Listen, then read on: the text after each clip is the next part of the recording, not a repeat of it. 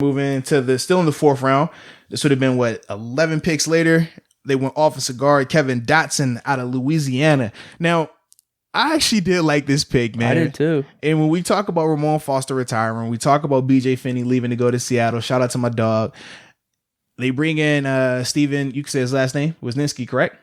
Yeah. Yeah, Steve. Wisniewski. Is it Steven or Stefan? Because I keep hearing people saying Stefan. I think it's Stefan. Yeah, Stefan. Yeah. So Stefan Wisniewski. Yeah, seeing them bring him in. Obviously, you still have Matt Farley. You could potentially move down to guard too if you want more competition. I thought this is a position in need, man, with Kevin at that offensive guard spot. And Kevin Dotson is a guy that was very productive at Louisiana. I even was hearing stories about him telling the defender the play before it would happen. I didn't hear this. Yes, he was like, yo, we're running the ball here. And he was still like, block. I'm like, I like that. Don't do the NFL though, because NFL talent is going to kill you. If I know where the play is going, I will trash you. You can surprise me. That's different. But you're not going to tell me the play is coming here. You think you're going to get away with it. That's funny. So hopefully he doesn't continue that unless he's like just absolutely crushing people. But I definitely like that though, because also when you look at the offensive line's age, it's the oldest. The Steelers have the oldest offensive line on average age in the whole NFL. So I thought it was important to bring in a young guy, still a higher pedigree guy, because traditionally you don't really draft offensive linemen. A lot of these guys get him, undrafted free agents unless you go like early first, second round. So I think, man, bringing him in the 4th round is still good value. He's a good quality player. And I think, man, he's going to fit in well with that group up front and bring competition, because that's what it's all about. We talk about it. You don't believe in competition, but competition at every position is key, man, because it's going to make the guys play better. You don't ever want to have a guy just feel like, oh, man, this is my spot guaranteed, because now they don't have to worry about the consequences of playing bad. They don't have to worry about the consequences of being a little reckless. With this, now you got a 3-way. You essentially got 2 to 3 guys competing for that guard spot. You also have the 2 guys competing at the right tackle spot. So you're going to have guys really having to battle it out at those positions that are going to have to earn their starting spot. So I definitely like that pick.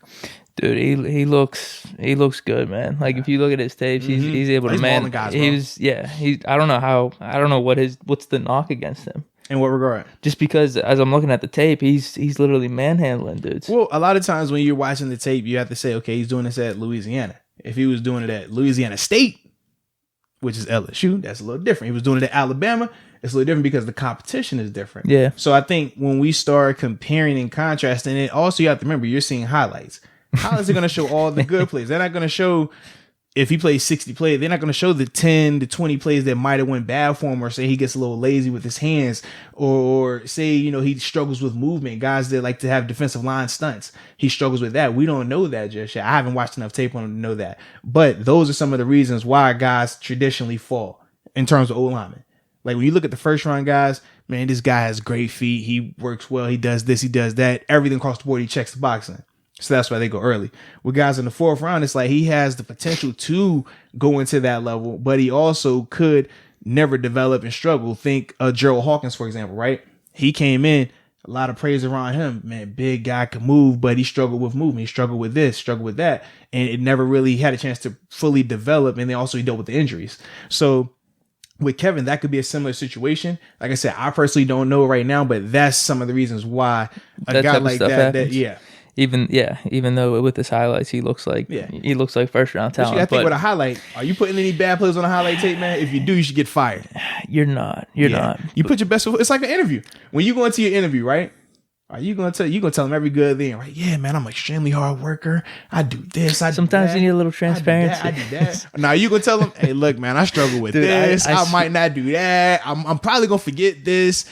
And I'm not the best when it comes to that. Dude, I swear to God. I swear to God with this.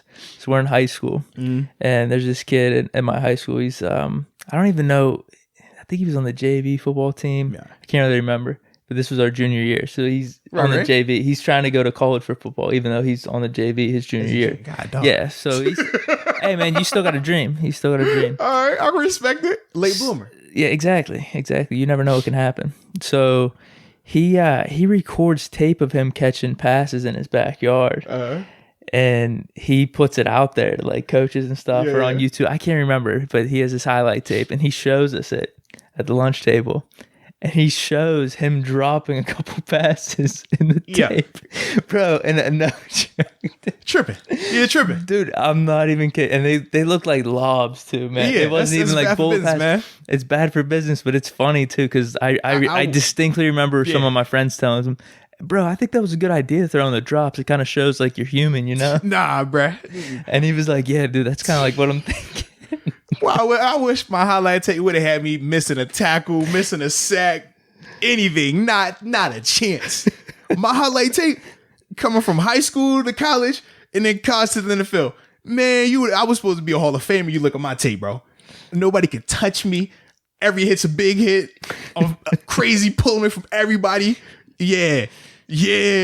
And we'd always say, man, you could laugh. Or we would laugh like when we look at other guys' highlight tapes. We say, this is how you can tell how good a guy is or not. If his highlight tape is 30 seconds, it ain't long enough. You need somebody got like 2, 3, 4 minutes of highlights because that means he's really kicking butt. And not the full clip either. Don't. I don't need a 20-second, 30-second clip per play. Oh yeah, it should be the like, replay. Right. It should be right now. Okay, bam, turn the tape on. Bam, 5 seconds out of there. Oh, another one. Bam, bam, bam. And then you're like, okay, this dude's kicking a lot of butt. if that highlight tape, man, 15, 20 seconds, one play, you like, oh no, he trash. And if that highlight tape too short, oh no, he's trash. Like, because you gotta think, man, your highlight tape, you try to put the good players, you have only one season up there, right? Just your senior year or that junior when you're coming out. Some guys that have junior, sophomore, and senior season all up there on the same highlight tape, you're like, bro, come on, man.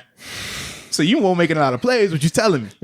But that's the whole highlight tape thing. It just best foot forward. Mm-hmm. We'd always joke with running backs. If a running back getting caught behind it and on a highlight tape, I don't care what his 40 time is, he is not fast enough because he should not get caught from behind. No. There you go. Little tips of the trade, man.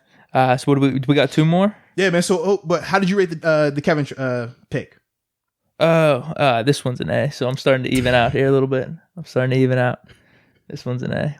You're funny, man. So this is an A for me, man. I agree with all your points too. Yeah. Just bringing in another guard for the line. I love competition, man. I love the fact that they didn't wait until 6th or 7th round to do that.